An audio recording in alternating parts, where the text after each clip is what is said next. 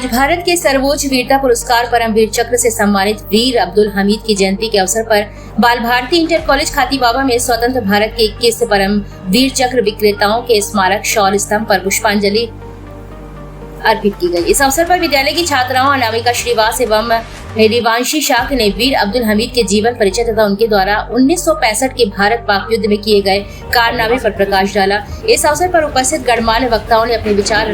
रखते हुए बच्चों से वीर अब्दुल हमीद के जीवन से प्रेरणा लेने की अपील की। संविधान प्रचारक अनिल कुमार ने कहा कि 8 सितंबर 1965 को अमेरिका द्वारा पाकिस्तान को दिए गए अजय माने जाने वाले 3 पैटर्न टैंकों को अपनी RCL गन से नस्तनाबूद करने के दौरान घायल हो चुके अब्दुल हमीद को डॉक्टर्स ने आगे लड़ने के लिए अनुमति नहीं दी थी। उसके बावजूद गंभीर रूप से घायल अब्दुल हमीद दोबारा रणभूमि में कूदकर फिर से पाकिस्तान के कई टैंक बर्बाद कर दिए और 10 सितंबर 1965 को युद्धभूमि में शहीद हो गए। भाग्यलक्ष्मी अय्यर ने कहा कि वीर अब्दुल हमीद ने सेना में जाने से पहले पिता की दर्जी की दुकान में हाथ बटाया और उसके बाद सेना में जाकर महान कारनामा किया। इससे पता चलता है कि दृढ़ इच्छा शक्ति हो तो हम कुछ भी कर सकते हैं।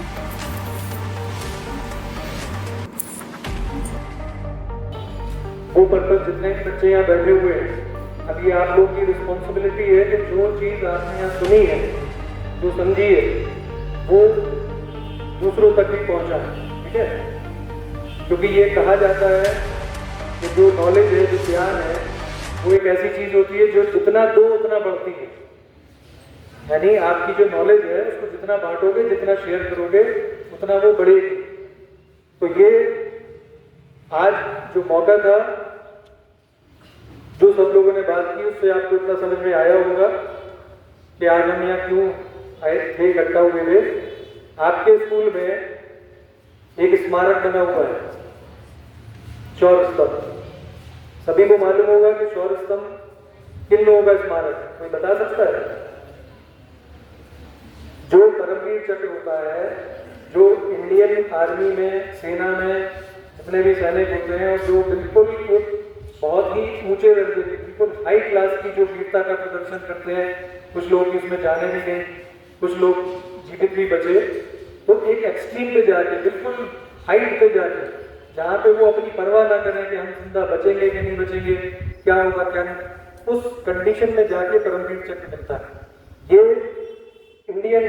गवर्नमेंट की तरफ से वीरता जो पुरस्कार होते हैं, गैलेंट्री अवार्ड्स कहा जाता है, उनमें सबसे बड़ा अवार्ड माना जाता है। सबसे बड़ा जो सिविल अवार्ड होता है वो भारत रत्न होता है, लेकिन जो गैलेंट्री अवार्ड होता है, वीरता पुरस्कार, वो परमवीर चक्र सबसे बड़ा अवार्ड होता है। तो ये जो परमवीर चक्र है, ये अभी तक, जब से हमारा देश आजाद हुआ है 1947 से, तब से लेके आज तक 21 लोगों को मिला है, सिर्फ 21 लोगों को। और वो 21 लोगों का जो हमारे यहाँ स्मारक बना हुआ है, आप सभी जानते हैं, उनमें सभी पूरे 21 लोगों की नेम प्लेट्स हैं, किस आर्मी के किस यूनिट से थे वो, उन यूनिट का नाम लिखा है, और कौन से ऑपरेशन में, किस तरीके की लड़ाई में, कौन से ऑपरेशन में या वॉर में उनको ये अवार्ड मिला, उसका भी इसमें हवाला दिया है। तो ये आप लोगों को जो स्कूल में ये स्मारक बना है, ये मॉन्यूमेंट बना है, इसका ये पर्पज है कि आप इससे इंस्पिरेशन लें डे टू डे की लाइफ। और जैसा हमारे ये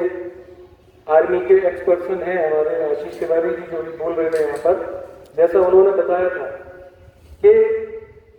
आर्मी का जो जज्बा होता है, आर्मी के लोगों का, सैनिकों का, कि अपने देश प्रोफेशन में हो, अपना काम ईमानदारी से करें,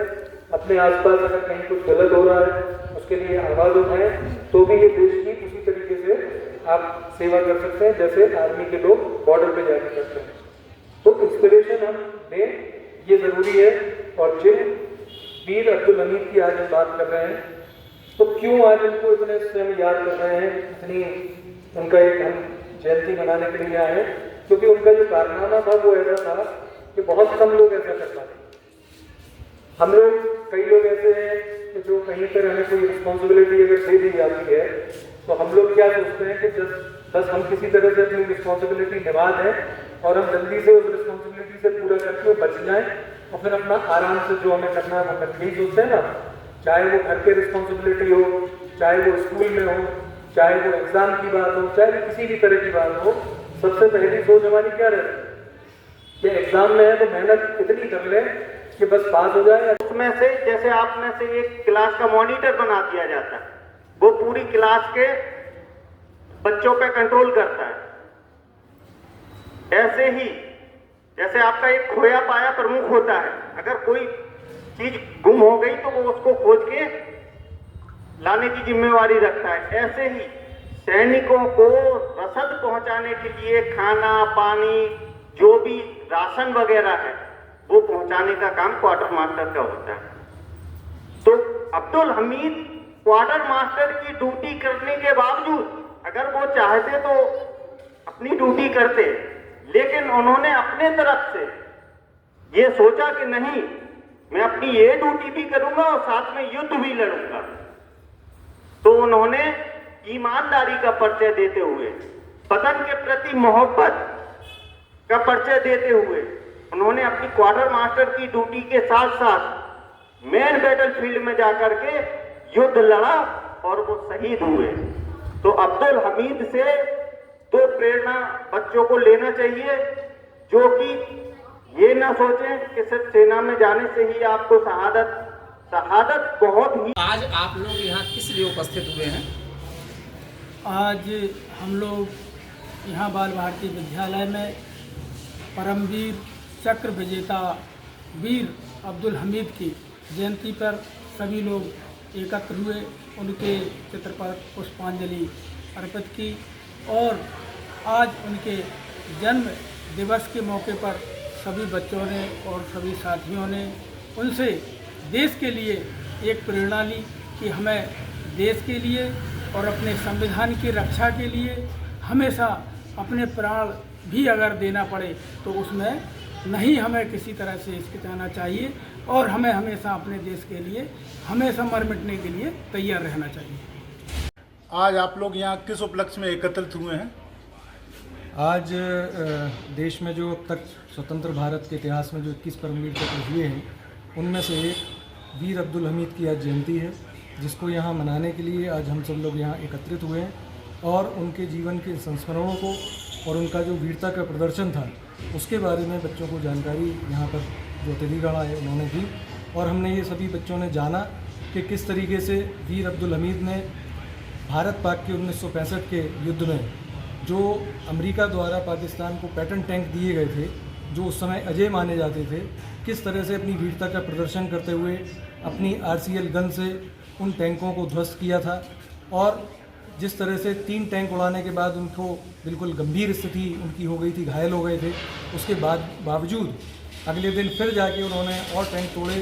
और कुल 6-7 टैंक तोड़ने के बाद फिर वो वीर गति को प्राप्त हो गए। इस तरह की प्रेरणादायी जो उनका जीवन का जो कारनामा था उसको आज बच्चों ने जाना और उससे प्रेरणा लेकर वो अपने जीवन में भी उतारें, चाहे वो किसी भी फील्ड में किसी भी क्षेत्र में काम करें उसी जज्बे के साथ करें। ये प्रेरणा हम लोग ने बच्चों को देने का काम किया है और आज वीर अब्दुल